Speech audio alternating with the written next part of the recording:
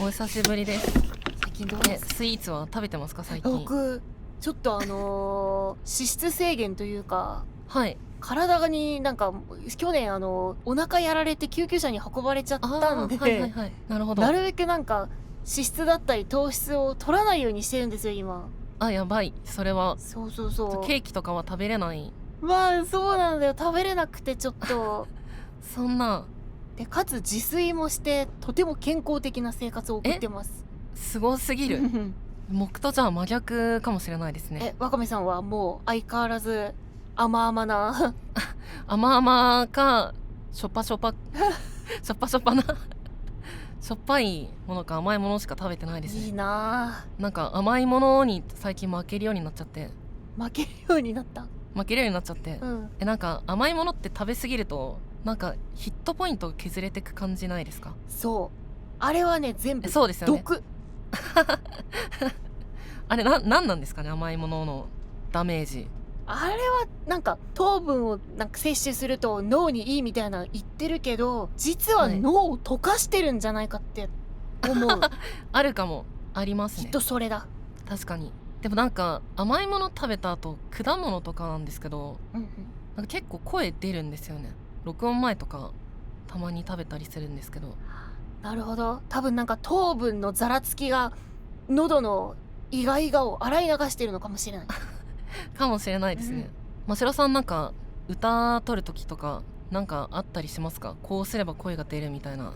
僕はでも結構その収録とか配信もそうなんだけど、基本的にシャワーを浴びてからじゃないと何もできない体質で。なるほど。はいはいはい。その時にシャワーでもう思いっきり口の中ガーって洗うかなあるかも僕もなんか録音の前歯磨きしますね。歯磨きも確かに大事だね。そう、それでなんか最近超強力の水圧のシャワーヘッドを買って、すごい。もう喉の奥ウォーターカッターでなんかズタズタになるぐらいの水圧で最近は洗ってるんですよ。それ逆にじゃないですか？逆にダメージ入りません？入ってんのかな確かに心配かも声は出るんですかそれで？調子が今いいです。すご。僕もやろうかな。喉ズタズタになるぐらい強いシャワーヘッドで。やっぱね、声とかは喉の筋肉を使って出るものだから逆にこうやって鍛えられるかもしれないですよ。そうですね。じゃあ普段からズタズタにしとけばいいのか。そうそれで言うと僕とかって結構なんか声作ってるんですよ。はいわかめさんってそういえば作ってるんですか？これ聞いていいのかどうかわかんないけど。でもそのまんまな感じはしますけどね。いや羨ましい。でもなんかこう人と話す時ってちょっと声高くなりませんか？もちろんそれでちょっと上ずってる部分はあるんですけど。僕も初期の頃はもう配信活動とか始めた初期の頃は、いやちょっとなるべく作らなきゃってなってたけど、なんか喉がそれで鍛えられて地声になってきたって感じですね今は。なるほど。地声になる？そうなんだよ、地声になるんですよそんなことがあるんですか？だってめっちゃ高いですよね。高くしたのかもすごい。でもこれもなんか毎日続けてたおかげでこの声になったって感じで。なるほど。僕も全然最近人と喋ってなくて。いやでもなんか人と喋んなくなったり、その配信とか休んだりすると、なんか声劣化したなって感じることあるんですけど、若見さん全然なんか劣化してる感じが全くなくて羨ましいそうですか。僕なんか前回の歌ってみたを撮った時に全然声違うなってなっちゃって。普段録音ずっと苦しいんですけど、もう特に苦しかったですね。それはなんか高い声が出せなくなったとかそういう感じ？なんかなんて言うんですかね。僕普段なんかその録音してる時ってこいつの声とことんキモいなって思いながら撮ってるんですけどまあなんかそれの頻度が高いというか、たまになんかこういいのが出るんですよ。それが全然出なくなっちゃったですね。結構ハードルは下げて撮ってるんですけど。いやでもそれちょっと気持ちわかるかもしれない。わかりますか？僕もなんか地声がもともとの地声が結構なんか嫌で頑張ってなんかいい声を作ろうみたいなところから始まったんで、はいはい。やっぱなんか録音して聞き直すとあれなんかちょっとキモいなみたいな思うことは多々あるかもしれない。あるんですか？あるあるある。じゃあ真っ白さんがあるならもう全員ありますね。確かに逆にやっぱいい声出てるってなった時はわりかしなんか出来上がりも良くなってる気もするんで。なるほど。僕全然もう出来上がるまでいいなってなんないですよ。じゃあもうずっと疑心暗鬼でそうですそうです。ミックスが終わってやっとちょっといいかもってなるなるほど。感じですよ。いや僕もなんか結構ミックス師さんに絶大な信頼を置いてるんで、まあちょっとキモいけどなんとかしてくれるだろうみたいな思いで投げちゃったりするかもな。なんか一回真白さんのレコーディングであったじゃないですか、その時めっちゃ歌うまいなって思いましたけどね。いやあれは僕もう最悪な方だったよ。最悪な方だったんですか？最悪だった。もうマジでやり直してってもう終わってからずっと思ってた。歌の表現っていうか自分じゃ出ない表現が出ててすごいなーって思いながら聞いてました。あれはなんかそばにワカメさんがいてなんかこうした方がいいってプロデュースしてくれたからできたものであって、多分あれ一人だともうマジで何にもできてない歌になったかもな。そうですか。そんな感じしなかったですけどね、あんま僕言うことないなって思いながら見てました。それは嬉しい。普段って家で歌とか撮るんですか？もう全部家ですね。家なんですか？すご。じゃあ確かにスタジオ録音めっちゃ緊張しますよね。めちゃくちゃ緊張するし、やっぱりなんか家だと完璧なその喉の状態で収録できるのに対してスタジオって日程とかが決まっちゃってるせいで、やっぱりなんか万全なその喉の環境ができてない時がほとんどなんですよ。確かにそうですね、スタジオ録音はもうしたくないですよね。やっぱできるなら。ワカメさんも家で？僕はもう家ですね。まあそりゃね、みんな家でやりたくなる。1回だけあったんですけどスタジオ録音、なんか小学生くんと一緒に歌った曲があって、それをスタジオで撮ったんですけど、1回その深夜ぐらいに土下座しながらもうやめさせてくださいって言いましたね。それはもうやめちゃったってことですか？いやその時いた小学生くんとその知り合いのエンジニアの人がやめさせませんってやってくださいって言われて朝ぐらいまでずっと撮ってましたね。いやまあでもそう言ってくれる人がいるのはとてもいいな。いやそうわかります。それはなんかありますね。卓録やめちゃいますもんね途中で。やめちゃう。でも最近なんかあんまり曲なんか YouTube とかさっき見たんだけど1年以上出してない。出してないかも。どうしよう。なんでだろう。本当に理由はないんですけど、モチベがないわけでもない。でもなんか曲作る時ってなんか自分の好きなものを作りたいじゃないですか。もちろん。自分が好きなものを作ろうと思って作るんですけど、自分が作んなくても好きなものが出すぎてて。なるほど。ちょっと今の世界いい曲が多すぎますよね。確かに多分インプットしすぎ問題なのかも。それはちょっとあるかも。インプットしすぎてなんか自分出さなくてもいいや感が出ちゃってるのかもしれないね。でも真白さんってめっちゃ曲聴いてるんじゃないんですか？いや本当になんかミーハーで流行り曲しか聴かないんですよ、僕は。そうなんですか？基本的に自分の情報源が完全に TikTok なんです。すごっ。 TikTok でこれ流行ってんだみたいな。歌ってみたの選曲なんか結構流行りから外れてるなって僕思ってたんですけど、あれ TikTok で流行ってる曲だったんですか？僕の選曲に関しては基本的にリスナーさんからこれ歌え合ってるぞって言われたのを選んでるだけなんですよ。なるほど。すごい。そんないいリスナーをお持ちで。まあでも確かに今思えばいいリスナーだ。ありがとうだなこれは。もうほんと曲線がいいなって思ってました。ありがとう。僕の曲を歌ったからとかではなくわかめさんの曲多分2番目に選んだかもしれない。嬉しい、うんありがとうございます。一番最初が菊尾さんのはいはい猫の食卓っていう歌で、はいはいはい。次に如月駅の歌を歌ってみたいな感じだったっけな。すごそんな2番目に僕の曲歌う人なんていないですよ多分あれ多分5、6年前になるかも。も56年う、前、うんそんななります？そんなんなる。56年前でも初めて話したのって2年ぐらい前ですか？そうかもしれない。意外とわかめさんの曲3、4曲ぐらい歌ってるけども、それまで一度も関わりがなかったかもしれないな。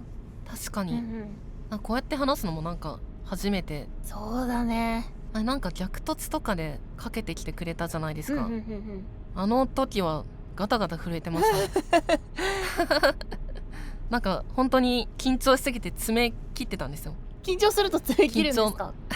いやなんか緊張の緩和のために爪切りながらやってたんですけど今はあんまり緊張はしなくなりましたか？はい、あ、よかっなんかたよかった。人と話すの楽しい。でも最近あんまり気持喋ってなかったんですよね、人と。最近はそうですね、話す人がじゃあ逆にいなかったですね。一人で何をしてるんですか？一人の時は数字が増えていくゲームが好きで、キングクリッカーとか、はいはいはいはいはい。最近だとクローバーピットとかはいはいはいはい。がめっちゃ好きで、一生それやってますね。なんかやってて結構虚無になりません？い虚無にはなりますねや、わかるけどもでも最近スレスパやりましたよ。スレスパはもう僕もずっとやっちゃってる。スレスパやばいですよね。あれちょっと時間がなくなる。本当になんかめっちゃやり込んでますよね、スレスパ。僕アセンション10ほとんどクリアしましたよそれやばいかもアセンション10って現状どんのぐらい時間かけたら？1キャラだと多分1週間ぐらいかな。1週間であれ4キャラいますよね。今5キャラいるから。5キャラ。発売したのっていつだ？発売はね3月の4日とかかな。3月の4日。そんな時間ありましたか？もう狂ったように一日中やっちゃってるかもしれないでも分かります。一日が終わってることはありますね。本当に。今度一緒にやりましょうよ。もうせっかくねマルチができるスレスパだからぜひやりたいね。確かにやったことないかも、マルチプレイ。あのゲームマルチが死ぬほど面白いからもうやろやりましょう、うんうん、確かにゲスームレスパ以外。はい、そっか、ワカメさんゲームするんだ。ゲームしますね。するなんか一人用どっぷりみたいな感じで、うんうんうん。対戦ゲーとかマルチとかは最近全然してなかったですね。で僕もなんか対戦ゲーがあんまり得意じゃなくて、はいはい。基本的になんか最近のゲームだと味方がいてなんかバトルはするとかそういうゲーム多いじゃないですか。そうですね。なんか僕その味方に迷惑をかけてしまうっていうのが怖くてめっちゃわかります。もうなんかやるならもう自分との戦いのゲームしかしてないような気がするな。確かに気が楽ですもんね、うんうん。それこそなんかスレスパなんかは対戦じゃなく自分とコンピューターとの戦いだからもう気楽にできる。確かにそうかも。うんなんか僕が数字増えるゲーム好きな理由それかもしれないです。いや僕もだから多分クッキークリッカーとか昔ちょっとやってたからわかるけど今やったら本当にまた時間なくなるんだろうなって怖い気持ちになるな。絶対にやらないでください。本当に配信活動がもう二度とできなくなってしまうそっかそっか、ゲームやるのはもう予想外だったな。そうですか。なんか、オーバーウォッチとか前よくやってて。そうだったのか。はい、一回玄月さんと一緒に配信でやったことがあって。配信ではい、その時のなんか配信のタイトルが友達とオーバーウォッチやりますみたいな書いててくれて、それがめっちゃ嬉しかった記憶がありますね。いいな。今度やるなら僕も呼んでほしいよやりましょう。オーバーウォッチ僕も好きだからね。なんかさっき対戦ゲー苦手って言ったけど、なぜかオーバーウォッチはできるっていう、オーバーウォッチは本当に僕もそうですね。なんかオーバーウォッチって本当に手動かしたい時に最適なゲームっていうね。そうかも。ってなるとわりかしなんかワカメさんとなんか好きなゲームがちょっと似てるのかもしれない。確かにそうですね。意外の共通点があった。意外の共通点見つけちゃいましたね。ねえ。じゃあちょっとじゃあもうゲームバー行きません？行きたい。お酒飲みながらゲームってしたことあります？そんな僕はもうしょっちゅうしてたんだけど、これもねまた別の話なんだけど、実はね人間ドックなるものに行ってお酒の飲みすぎで、肝臓をやられてしまって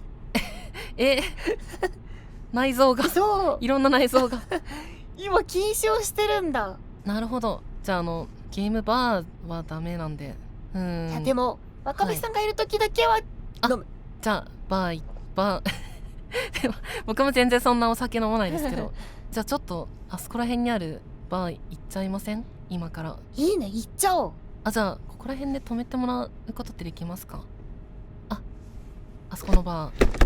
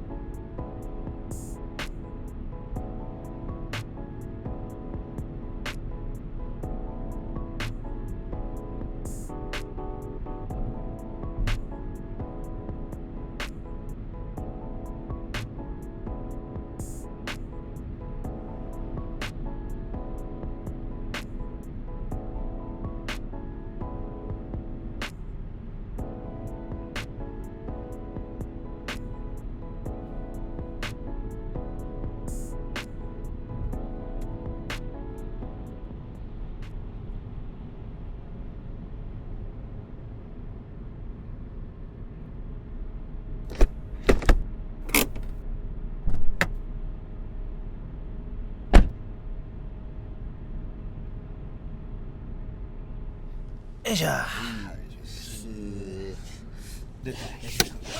焼肉なのも何ぼ食ってもいいですからね。もう最高です。あの店はね、タンがいいんだよ。タンが。でも最高でしたタンも。いやそういやなんか、車好きなんやろ。俺、もうめっちゃ好き。なんかさ、めっちゃ好き。前々から気になってたんだけどさ、俺からするとね、GT をきっかけに車をドハマりして免許がないのに車買った人だったまあそのイメージがここあって、ここは確かにグランドセフトオートのストリーマーサーバーあったね、あって、でそれが終わって2週間ぐらいあったのかな、10日間ぐらいかな。そうだね、やってて、確かメカニックやってたんだよね。そうなんか車を直したり、車をカスタムしたりする仕事みたいなのがあって、そのサーバーでめっちゃ細かい印象、なんか項目がそうでめっちゃ面白いなって思って、でなんかその時にふと、俺子供の頃から車好きだなと思って。もともと好きだったんや。その親が車仕事してて、そうなの？でもう物心つく前からずっとその F1 のビデオとか、なんか車のビデオとか、モーターショーとか連れてったりとか、ちゃんと好きじゃん。されてた。もう物心つく前からもう仕込まれてた。潜在的に仕込まれててなんか俺いまだに覚えてるのは、そのなんか保育園のなんかそのみんなそのおままごととかで遊んでんじゃん。おままごととかして遊んでる中で、なんか俺だけタイヤ交換しないととか言ってピット作業みたいなのやってたらしい、子供のすり込まれ、そんぐらいすり込まれそれすらはかっこよくて好きだ変な子供だった。そうだからまあそれでもともと車好きで結構知識っていうかその車種とか見たらこの車これだねとか分かるぐらいの知識はあったんだけど、だからそれでそのグランドセフトオートのサーバーがあって、めっちゃ面白いなった時にふとあれ今俺車買えるなみたいな、ふと思ったんですよ。昔はそれこそ18とかの時は東京、ずっと東京に暮らしてて、東京で車乗るかみたいな、電車あるし高いし電車あるしいらなくねみたいな感じで思ってたんだけど、なんか今その冷笑系乗り焼きね、冷笑系だったから免許も取らなかった、そうね、いらないなと思って、免許代も高かったからさ、そうね、そういやでも今その、住んでるとこもちょっと変わって、今車あったらあったで便利だし、仕事とかでいろんなとこも行くし、いいなと思って、でもうすぐもう思い立っても車見に行こうと思って、で昔その父親がボルボの240エステートっていうステーションワゴン、四角い長いワゴンみたいなのがあって、それに乗ってたのを子供ながら覚えてて、あの形がすごい好きで、四角く長いみたいな、ちょっと分かった、平たく四角長いみたいな、なんかボンネットが平らなやつ、そうがいいなと思って、ああいう系の車ないかなと思ってさ、いろんなとこ見てたら、たまたま今のそのマーク2ワゴンっていう昔の旧車のやつに出会って、でたまたま同い年だったその車と、あもうこれ運命だと思って、車と同い年なんかいいね。そうめっちゃ綺麗だったし、かわいい、ワンオーナーで、これは買わないとと思って、免許なくてでもその時、でも運命の出会いだもんね。で納車までにこんぐらいかかると、いうのがかかったんで、もうじゃあもうまず買います、車まず買います、で免許取り行きますって言って事務所に連絡して、すいませんもうこっからここまでもう2週間休み、もう一切仕事しませんっつって、もうそのまま山形行って合宿免許行って取ってパッションっていう勢い。でもよっぽど10代の時のパッション出てるけどな、それで言うと確かにだからすごい2回目かも2回発動したのチーム組んだ時とね、そう黒かった時の時のパッション、すごいパッションが出たんで2回目かもしれない。そうそこはもう勢いがあって、かわいい理由いいね。そう、でその後ラリーっていうそのレースのカテゴリーがあって、それがすごい好きだったから、ラリーカーのラリーカーっていうジャンルのスポーツカーを買って、スポーツカー面白いねってなって、もう今気づけば今そのマークさんは手元にあるんだけど3代目で、最近本当に1週間前ぐらいに車来て、ワクワクやん、毎日乗ってる。めっちゃいいやん。なんかその逆にさ、この車欲しいけど手届かんなみたいなやつあるの？ある。だからもう車って大体乗ったら何でもおもろいから、そうか、結構もう何でも乗りたいんだけど、なぜその値段的に、予算的にちょっとこれはみたいなのもある。そうだよね。あとやっぱり家族いるんで、結婚してるんで、あんまりちょっとやばいの行くとちょっとやばいかな怒られるかな、あんたこれいくらって話、あんたこれいくらってか、乗り心地も悪い。大体俺が好きなんです、乗り心地悪い。外車になってくるのかな。スポーツカーとかなんかやっぱ足が硬いんだよね。めっちゃ。なるほど。で結構ハードコアな車好きだから。でも乗せてもらったことあるわ、スポーツカー。確かにそういうのだとちょっとあれかなみたいな。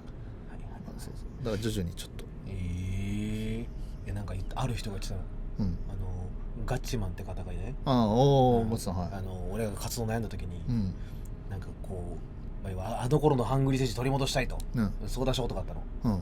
そしたらご褒美買うといいよみたいな話になって、俺は車とか買ったよみたいな、好きやろでかとか思ってなんかそういう高いものでも物欲なくて、ないんだ。物欲なくてっていうのもなんかこう、お金のない学生時代を過ごしてきたから、ずっとただのゲームばっかりやってきた。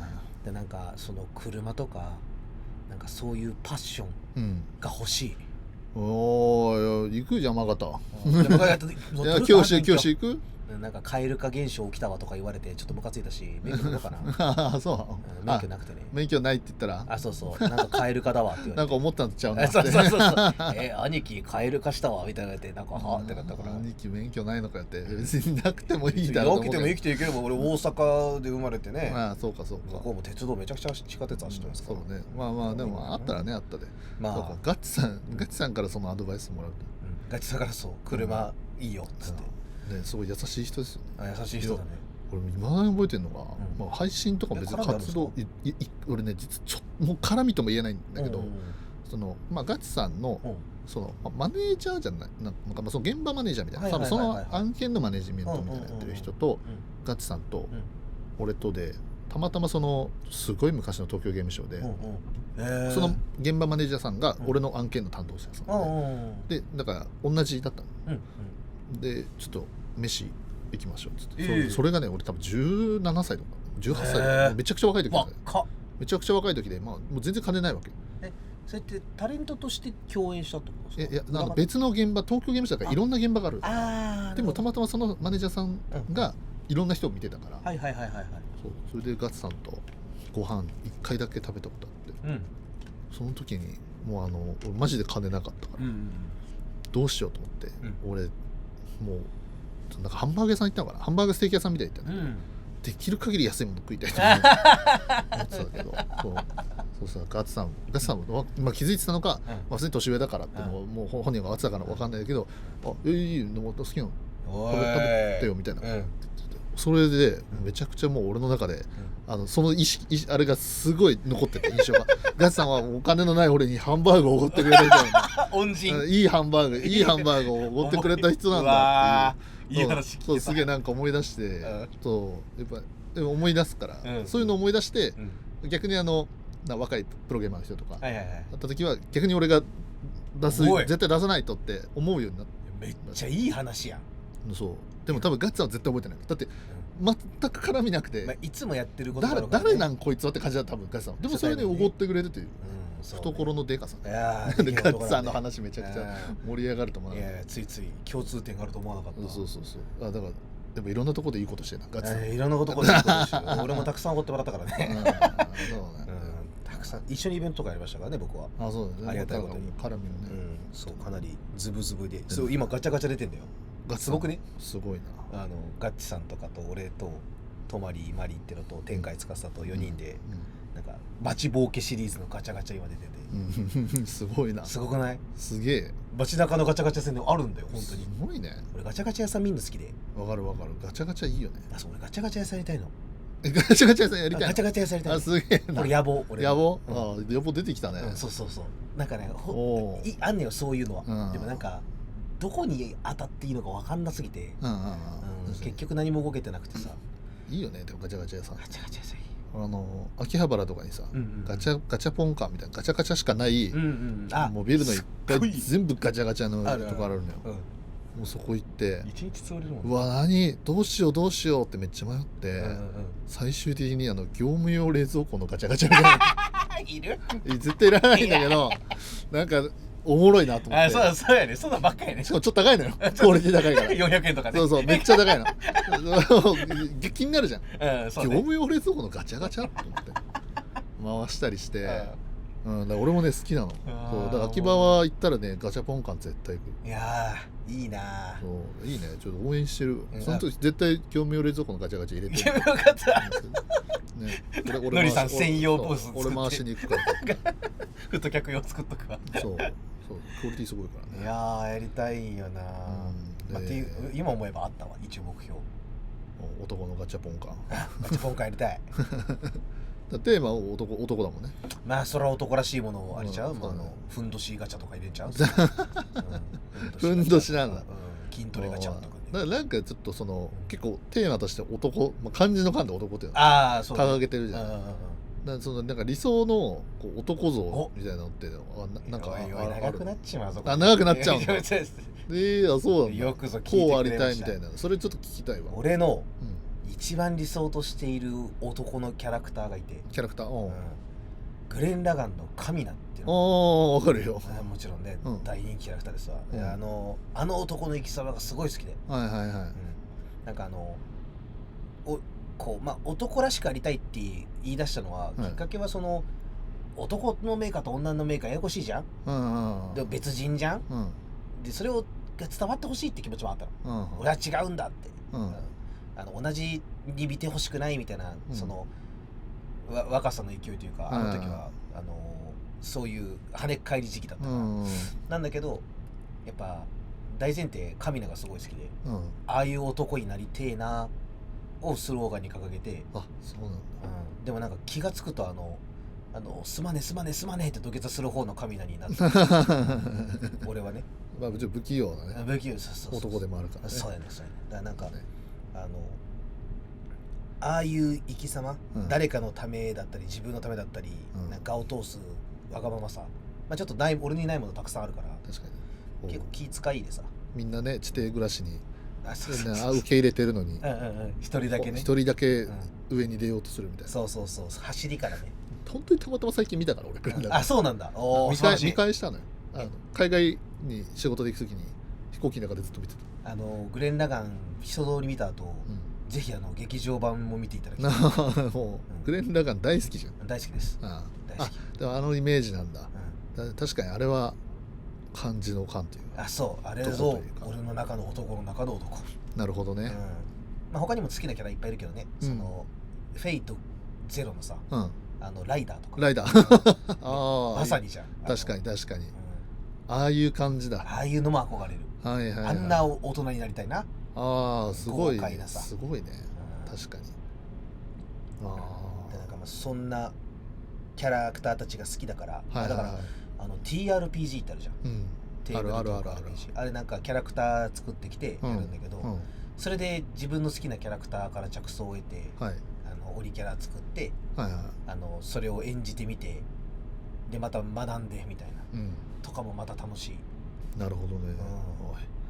そうなんだ。いや、なんかでも聞いたら納得するラインナップというかあるかもしれない。男の中。まだなんか憧れのキャラクターってやっぱいるよね。なんか自分を形成する。ノリさんは人生のバイブルの作品でもいいよ。いや、俺はね、なんだろう。で、自分がそうなろうとはしてないと思うんだけど、そうなろうとしてないっていうか、なんかなんだろう、好きなだけなんだけど、カリオストロの書のルパンとか、あとシティハンターのサイバリオとか、なんかメリハリあった。ふざけてんだけど、やるときやるし、いや確かにめっちゃスケベなんだけど、でもなんかいい感じになると絶対くっつかないじゃん。あ、そうね。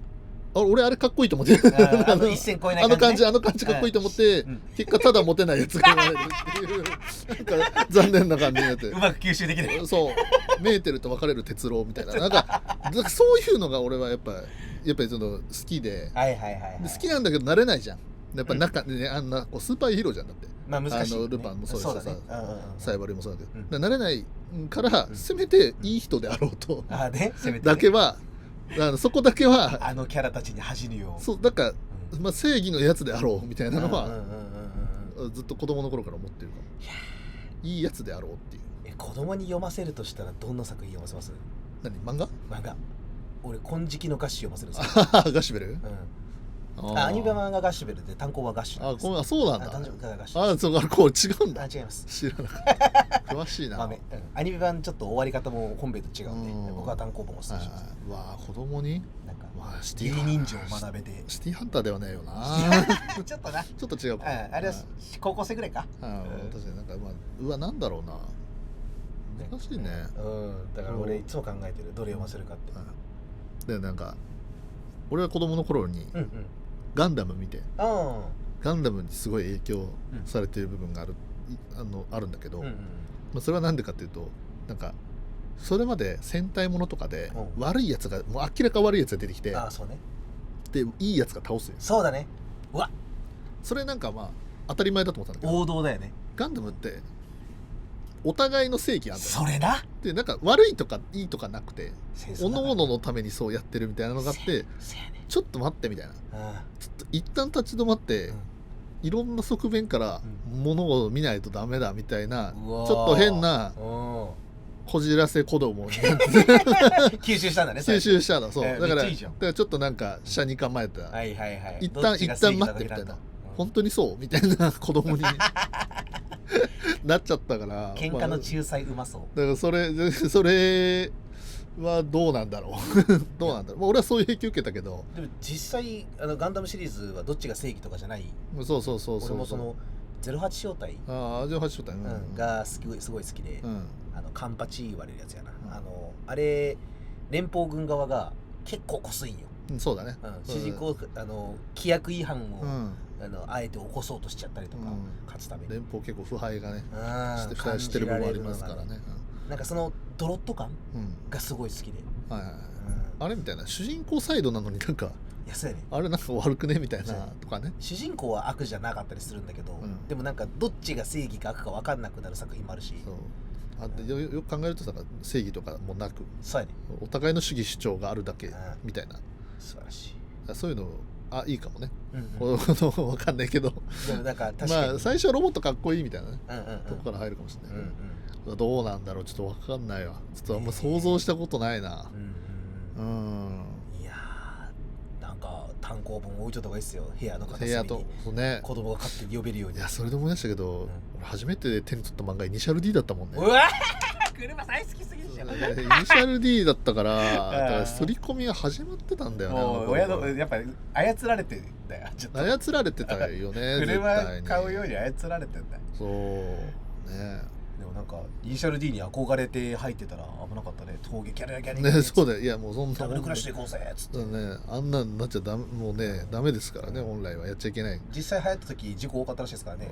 秋永山もう全然無免許だったからね、関係なかったけど当時はね。そうだね。あれよく作品に今できないのかな、やっぱり。昔のあれもあるの、まあなんかいろいろあるんじゃないかな。おもろいよな、本当いい。今はね MF ゴーストやってるし、そっちは本当ちゃんとレースだから。MF ゴーストの方は走り屋じゃなくてもレース。息子さんだっけ？匠の。いや違ったっけ？匠がなんか師匠で。あ、師匠なんだ。そうイギリスでその教えてたのが主人公。めちゃくちゃ合法のレース漫画になったんだ。そうなのよ。一人だけみんなスーパーカーなんだけど、一人だけトヨタの86で GR86 っていう。まだ86使うのそこでも？いや昔のね新しい86かな。その昔のタイプがね、パカパカ開くパンナドルの86じゃなくて、今 GR86 っていう新しい名前がちょっと同じなんだけど、それに乗って非力なんだけどテクニックで勝つ。やっぱかっこいいよな。なんかさ、遊戯王とかでもそうだけどさ、ライバルはパワーキャラだけど、主人公はちょっとテクニックでカバーするみたいな感じ。ある。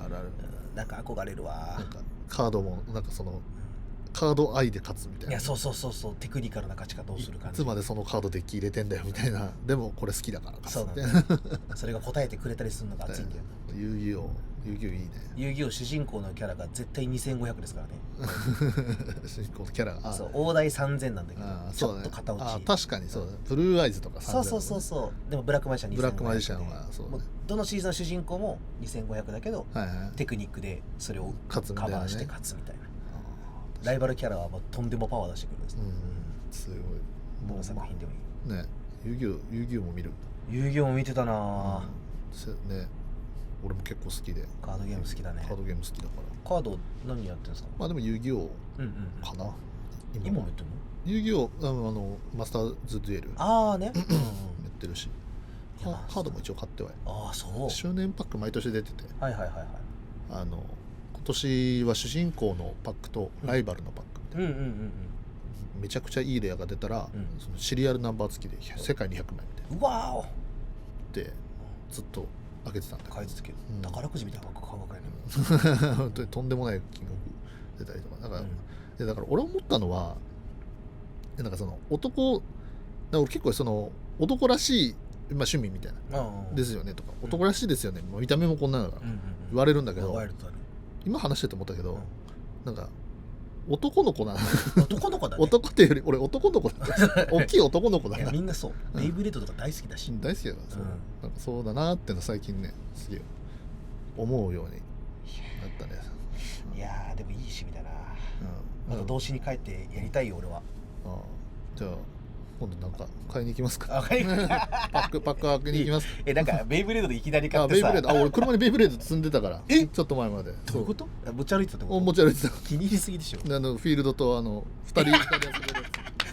じゃあ外のアウトドアとかでもそうそうそう講そう習できんだよ。もういきなり突発的に男の子すぎる突発的にベイブレードできるからすごいいやめちゃくちゃいいな。そうなんかノリさんと言ったら飽きなそうだな。おもろ。こう大きくなっただけの子供なんで、いい。なんかどっか遊びましょう。童心忘れべからですか。次もうそろそろかな。はい。じゃあいやお疲れ様でした。また話をしよう。OK です。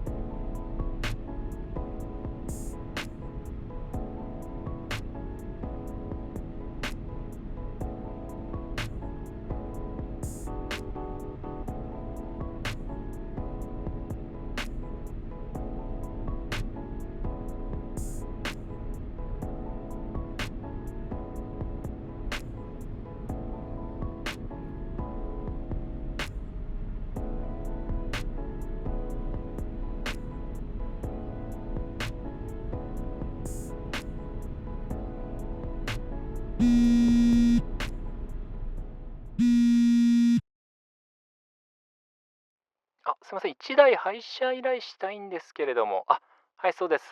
あ、俺っすか。メガネかけてて、スーツ着てるっすね。あとヘビのブローチしてますね。はい。